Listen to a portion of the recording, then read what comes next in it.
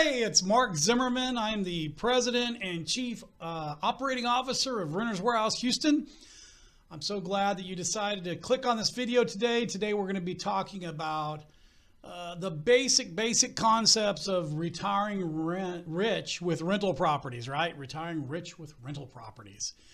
Before I start, just let me remind you that we are a property leasing and property management company here in the greater Houston area, and we would love to help you find a tenant. We'd love to help manage your property. We'd love to do both. Anyway, enough of that. I just wanted to throw that out there though. So let's talk about the basics of retiring rich with rental property. So when we talk about that, I always like to reference what got me into real estate literally 21 years ago. And that was, I had read a book by Robert Kiyosaki, who I think a lot of people have heard. If you have never heard of it, have never read it, I think you need to. And that's Rich Dad, Poor Dad. So this is old school book, but I read it 20 plus years ago, and it totally changed my life in terms of what I was doing at that point in my life versus to where I am today. And that is his thoughts about Rich Dad, Poor Dad in general, but I really focused in about how to basically retire rich, right? And in his book, he talks about really there's three ways to earn passive income. Passive income is that mailbox money. Passive income is that money that you make without having to do anything, right? Passive income. And he says in his book that there's three major ways of earning passive income, right? Number one is to own income producing stocks and bonds, right? A lot of people do really well with that. It's a great way to go. I seem to be the guy that's really good at buying high and selling low. I'll be honest. I don't even really do that. Back in the day when I started investing in the stock market before I started buying properties, I used to just throw money into an index fund, right? The S&P 500 fund, and that thing would return pretty good amount, and I just would put money in it and forget it. So I don't do that anymore. I put all my money into real estate. I don't recommend you doing that either. However, that is the one way that you can earn passive income, is to own income producing stocks and bonds. All right. The other way he said that you can retire rich with passive income is to be a bank. That doesn't mean go work for a bank. That means take the money that you have and loan it out and make the interest on that money. Well, I'm not in a position where I got millions and millions of dollars where I can just loan out and make money on. So might be an opportunity for you, a great opportunity. In the past, I've loaned money and made money on giving people money to invest in real estate. I'm okay with that. You may be in that situation too, but that's the second way of earning passive income to retire rich. The third way is income producing real estate, right? Income producing real estate. So as you can imagine, what we're going to talk about today is the third one, income producing real estate. And I'm talking about residential rental properties, right? That's what we seem to talk a lot about. So I'm going to give you a very simple scenario that has worked for lots of people. And you may have heard this before, you've thought about this before, and that's okay. I'm not going to go into the details. I'm not going to really crunch the numbers in this. I'm going to talk on more of a broad level. So don't comment that I forgot this or I forgot that or I didn't say this or I didn't say that. You're absolutely right. We're just going to keep it very simple and very basic, so that way you'll understand the concept of owning real estate so you can retire rich. Okay? So let's talk about this. I like talking about examples. So let's take a house that's worth today $200,000, right? Buy one of those in Houston all day long. So you have a house that's worth $200,000, and that's what you buy it for. We're not even going to buying properties at a discount and yada, yada, yada. That's a whole nother video that we talk about. Let's just say there's a house worth $200,000. You pay $200,000 for it is what you agree to purchase it for. And let's be very conservative and say that you have to bring to the table, plus some of your upfront expenses, 25% of that, or $50,000. Okay? Maybe you got to get a loan and they want you to bring 20% down, which is kind of normal in the long-term lending industry to do a long-term note, although in another video we talk about how you can get around that as well by using short hard money and then having it refi into a long-term note, and you get around that. But anyway, I digress. Let's say you're out $50,000 to buy that $200,000 house, which is about 25% of the purchase price. Now in Houston, houses typically rent for about 1% of the rent. So today that house would rent for about $2,000 a month. 1% of the rent, $200,000, carry the 2, take off my shoes, count on my toes, $2,000 a month, okay? Let's say that you put it on a 15-year note.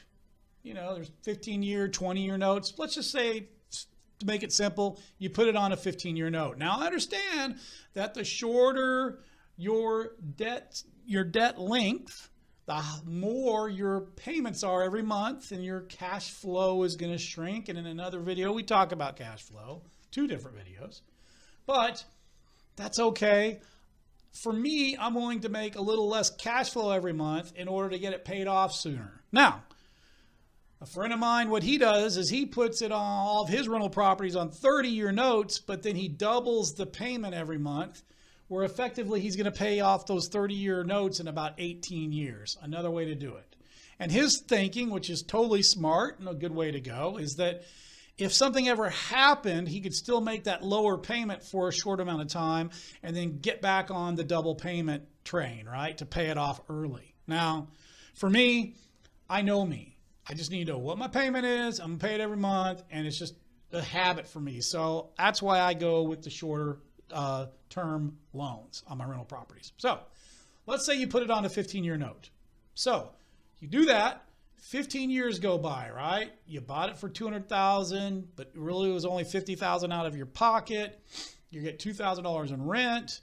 The tenant's paying you rent every month, and you're turning around and paying your mortgage with it, and your insurance and your taxes, and maybe some maintenance stuff every month. At the end of the day, 15 years from now, what do you got?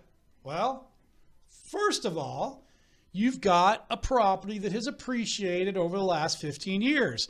In another video, we talk about appreciation. Appreciation is how much the house is worth and how much it increases in its value of worth every year. So, as I talked about in another video, in the greater Houston area this year, we're on track to have about a 19% appreciation rate. Woohoo! Bam! Last year, Houston appreciated at about 16%, 2020. Wow! I can tell you, I've been in Houston now for almost 30 years. We've averaged about 6% appreciation. In this example, just so you know I'm not blowing smoke anywhere, we're going to use a very small appreciation rate of 3%. Well, guess what? If a house is worth $200,000 today, it appreciates a little tiny 3% every year. In 15 years, it's worth $311,000. It appreciated $111,000 over that 15-year period at a 3% appreciation rate. Okay? What else do you have 15 years from now on that $2,000 a month rental? Well, you also cash flowed about $54,000. And again, I'm not going into the big meat cut and grinding details on this. What I do is I just figured, you know what, let's figure in about $300 a month cash flow, right? My mortgage is $1,400 and my insurance and taxes is, I don't know, $300. That leaves me with about $300 cash flow. Now, I know it doesn't take into account maintenance issues every month that you want to plan for a certain dollar amount. It doesn't take in your management fees if you're smart and have somebody manage all your properties for you so you can go sit on the beach. But let's just say for fun, as my stepmom used to say for funsies, $300 a month, all right? Cash flow. So over 15 years, do the math, very simple, $54,000. So you got a house that's worth $311,000 now, sitting 15 years from now, and I've cash flowed $54,000. And remember, my total investment on this was only $50,000. Cash flowed $54,000, $311,000 it's worth now, and I only had to put up $50,000. Now that's of course assuming that your tenant stays for 15 years. You're going to have turn costs, you're going to have leasing costs, you're going to have a whole bunch of other stuff, so don't beat me up on that. We're just going very simple, so it shows you the concept, okay? So, what else? In 15 years, we've gone back to the future, and we're in the DeLorean. We've gone 15 years in the future. What do we have now? Well, we've got a choice in 15 years because my house is completely paid off in 15 years by the tenant mostly. I always say 70, 80, 90% of the mortgage is probably paid off by the tenant, depending on your vacancies. Anyway, so what I got in 15 years? Well, I got a choice. I can either keep renting, right? That's a choice on my house that's now completely paid off by the tenant. And just remember this, if you choose to keep renting, the house is now paid off. Not only is all that rent now coming into your pocket, meaning instead of cash flowing $300 after you pay your mortgage and your insurance and your taxes, that $300 cash flow is gone. Now you got all your rent minus your insurance and taxes. It might be $400 a month by that point. But you have no debt service. Remember this, I haven't said what the rent would be that you would subtract those expenses from because it's not $2,000 anymore. As properties appreciate in value and markets go up, rents go up too. At Renters Warehouse, we increase the rents 3% every year automatically on the lease. The tenants that sign our leases agree to a 3% rent increase every year right off the bat. So let's take that 3% increase in rent every year. Guess what? Instead of your rent being $2,000 a month, now your rent 15 years from now is going to be about $3,000 a month, if not more. So do you see now that you're also putting a lot more in your pocket now that you've got your mortgage paid off, which is paid off by the tenant, because that like 20 times. That's crazy. Your annual yield at that point in year 15 is like 48% off of what your cash investment is. Bam. And I can give you the math on that if you want to hear it as well, but I'm not going to bore you on this one. So option number one is keep renting it. Option number two is to sell it. You own it free and clear, right? Well, guess what? You could sell it and you're going to make over $360,000 in profit. Because think about it. You got the $54,000 in cash flow you got every month. You got $111,000 appreciation, right? That now makes it a $311,000 sell instead of a $200,000 sell. You add all this together, and again, not taking into account all the other stuff that I'm not going to drill down on. We're talking basic concept here. Your return on investment's over 700%. Sell the house, make $360,000 in profit. Well, that's a pretty good deal on a $50,000 investment 15 years ago, right? Not bad. Well, how about this? What if you, instead of just bought one house 15 years ago, you bought 5 houses? Easy to buy 5 houses in a year. I was buying 8 to 10 houses a month, and I was buying them at a deep discount. You don't even have to buy at a deep discount when you're going to be a landlord. It's a great thing to do, but you don't need to get all focused on that. So, what if you bought 5 houses 15 years ago? Well, that means 15 years later, you've got 5 houses that are worth over $1.5 million each. $311,000 times 5. Well, over $1.5 million. Easy, right?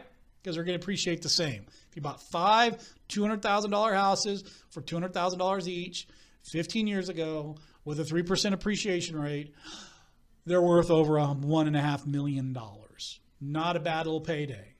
And think about it. If you sold those 5 houses 15 years from now, when you figure in the cash flow that you made, that simplistic cash flow number that I gave you, you're looking at over $1.8 million of profit that you would make if you went ahead and sold them. But going back to Rich Dad Poor Dad, right? Going back to Robert Kiyosaki, let's think about what would happen if you kept those 5 houses. Well, here's the deal. In 15 years, those 5 houses are now grossing over $15,000 a month. $3,000 a month in rent times 5 houses, $15,000 a month. So now you're grossing $15,000 a month, but in 15 years, if you put them all on 15-year notes, you don't got any debt service. You don't have any mortgage. So the majority of that money is going to your pocket, less property taxes, property insurance, and again, some of the other stuff that we like to figure in, like the management fees or the maintenance, vacancies. And we can talk all about that in another conversation. But In this general example, if you take out the insurance and the taxes associated with those 5 properties every month, you're still probably going to net about $12,000 a month net in your pocket. I don't know about you, but I can live on $12,000 a month when I'm 80. It's fantastic. Well, actually be sooner if we do 15 years from today. I'm old, but I'm not that old. More like when I'm 70. Anyway, also remember this. Every year, the rent will go up a little bit, which means that the net in your pocket, which 15 years from now is 12 grand, is going to slowly creep up as you increase the rents. So that net in your pocket's going to go up every year. So now what you've got is you got a really nice retirement account, right? You got 5 properties completely paid off by the tenant. And so almost all the rent's going in your pocket. Now you can go sit on the beach somewhere and relax. Here's also something nice. Now you got something you can leave your kids. My wife and I totally would like to leave each of our 5 kids a couple properties. A couple, 3 properties. Do I have to leave all of them? Might want to sell some so that way we can go take a trip around the world before we die. Maybe we want to sell one to pay for the cool funeral I'm going to have when I bring in, I don't know, whoever's still alive at that point that's an 80s rock band. Anyway, so you got something you can leave your kids. Beautiful, right? Now let's think about this. We talked about doing 1 house and holding it. We talked about doing 5 houses and netting about $12,000 a month on 5 $200,000 houses that appreciated to $311,000 and the rents went from $2,000 to $3,000, right? Not bad. What if you did that with 10 rentals or 15 rentals or even 20 rentals? That sounds like a lot of rental properties, but it's not.